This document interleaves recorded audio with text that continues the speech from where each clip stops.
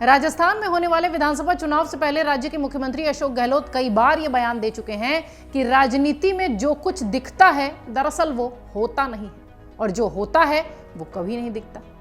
ऐसा ही कुछ नजारा गुरुवार को दिल्ली के कांग्रेस दफ्तर में हुई उनकी प्रेस कॉन्फ्रेंस में नजर आया। वैसे तो सीएम गहलोत ने प्रेस वार्ता जांच एजेंसियों के दुरुपयोग के लिए बुलाई थी, लेकिन उन्होंने इस दौरान एक तीर से कई निशाने साधे। सीएम गहलोत ने हाईकमान के साथ साथ अपने साथी सचिन पायलट को भी बड़ा सियासी संदेश दे दिया। दूसरी तरफ पूर्व सीएम वसुंधरा राजे को भी संकट में डाल दिया। आइए जरा पहले आपको यह बता दें कि चुनाव से पहले आखिर गहलोत ने कांग्रेस हाईकमान के साथ सचिन पायलट को लेकर क्या संदेश दिया है। इसके बाद आपको बताएंगे कि वसुंधरा राजे को लेकर उनका क्या बयान था। दरअसल अशोक गहलोत ने एक प्रेस कॉन्फ्रेंस की। गहलोत की ये प्रेस कॉन्फ्रेंस तब हुई जब राजस्थान कांग्रेस के उम्मीदवारों की पहली लिस्ट आने वाली थी।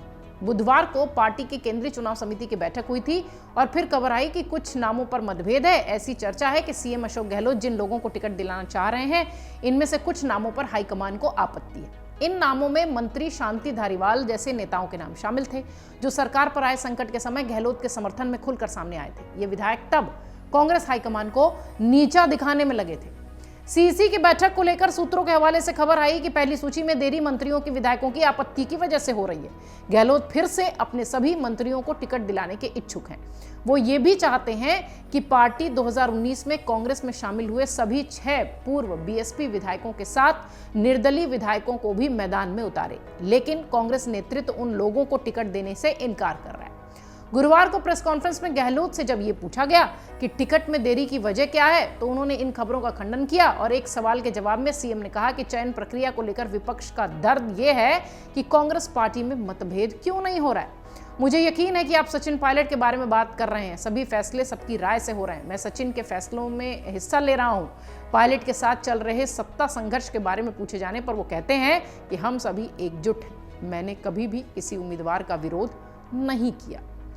टिकट वितरण के समय गहलोत का बयान इसलिए भी अहम है क्योंकि राजस्थान कांग्रेस के भीतर गहलोत और सचिन पायलट के नेतृत्व वाले खेमों के बीच खींचतान की खबरें लगातार आ रही हैं, भले ये दोनों अपने आप को शांत रखे हों। मुख्यमंत्री पद की 2018 में सचिन पायलट और अशोक गहलोत के बीच का विवाद प्रमुख जड़ था। आप सब जानते हैं, पद को लेकर खींचतान होती रही और इसी वजह से 2020 में विद्रोह हुआ।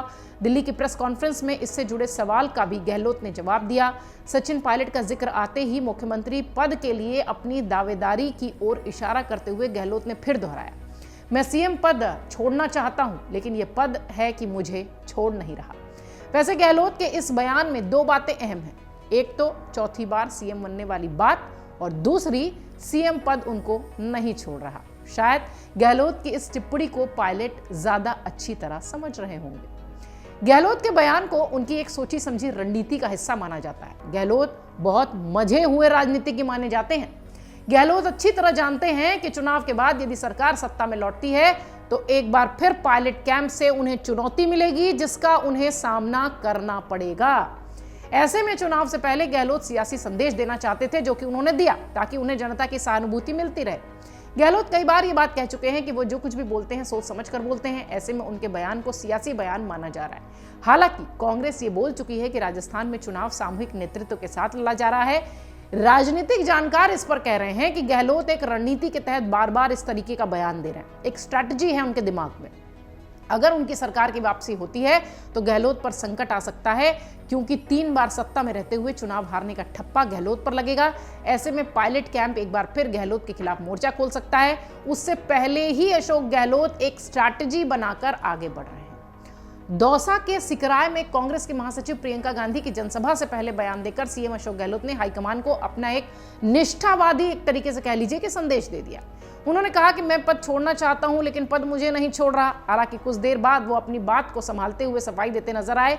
उनका मतलब गांधी परिवार के भरोसे से था, यानी सोनिया गांधी, राहुल गांधी और प्रियंका गांधी उन्हें ये जिम्मेदारी सौंप रहे हैं। इस तरीके की बात वो कहते दिखाई पड़े। गहलोत का बयान ये जाहिर करता है कि भविष्य में उनके संदर्भ में कोई फैसला लेने से पहले हाईकमान जरूर सोचेगा। उन्होंने इस बयान के जरिए बताने की कोशिश की कि उन्हें सीएम पद का कोई लालच नहीं है, लेकिन वो मजबूरी में इस पद पर काबिज है। ये तो बात हो गई सचिन पायलट और आला कमान के उनके संदेश की। अब जरा आपको यह भी बता दें कि वसुंधरा राजे को वो संकट में कैसे डाल गए अपनी प्रेस कॉन्फ्रेंस में। राजस्थान में चुनाव से पहले प्रदेश में अपनी सियासी जमीन तलाश में जुटी वसुंधरा को गहलोत ने अपने बयान से झटका दे दिया। उन्होंने बीजेपी पर तंज करते हुए कहा कि उनकी वजह से बीजेपी को वसुंधरा राजे को दंडित नहीं करना चाहिए। गहलोत ने कहा कि यह बीजेपी का आंतरिक मामला है और ये इस पर टिप्पणी नहीं करना चाहेंगे, लेकिन वो आगे कहते हैं कि मैं ये कहना चाहूंगा कि मेरी वजह से वसुंधरा को सजा नहीं मिलनी चाहिए। अगर ऐसा होता है तो ये उसके साथ अन्याय होगा। इससे पहले मई में गहलोत ने धौलपुर में कहा था कि 2020 में कांग्रेस विधायकों के विद्रोह से बच गए क्योंकि बीजेपी के नेता वसुंधरा राजे और कैलाश मेघवाल ने धन बल के माध्यम से उनकी सरकार को गिराने की साजिश का समर्थन नहीं किया था। उस वक्त भी उनका यह बयान बहुत चर्चा में आया था और इस बार भी उन्होंने वसुंधरा को एक तरीके से कह लीजिए कि वाकई में संकट में डाल दिया। वसुंधरा राजे वर्तमान में बीजेपी की राष्ट्रीय उपाध्यक्ष हैं, प्रदेश की 2 बार मुख्यमंत्री रह चुकी हैं, फैन फॉलोइंग राजस्थान में जबरदस्त है, पूर्व राजघराने से आती हैं और 2 बार भारतीय जनता पार्टी की सत्ता जो आती रही है उससे बहुत बारीक मामले से दूर रही हैं।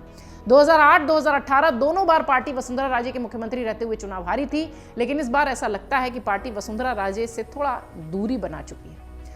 बता दें आपको कि राजस्थान चुनाव के लिए बीजेपी की पहली लिस्ट आ चुकी है। 41 उम्मीदवारों की घोषणा भी हो चुकी है, जिनमें लोकसभा के 6 सांसदों को भी टिकट दिया गया है। राज्यसभा से 1 सांसद को मैदान में उतारा गया है। इन 41 सीटों में से केवल 1 सीट विद्याधर नगर पर साल 2018 के चुनाव में बीजेपी ने जीत हासिल की थी। जो 41 उम्मीदवारों की पहली लिस्ट आई थी उसमें वसुंधरा राजे के खेमे में जो लोग भी थे किसी को टिकट नहीं दिया गया।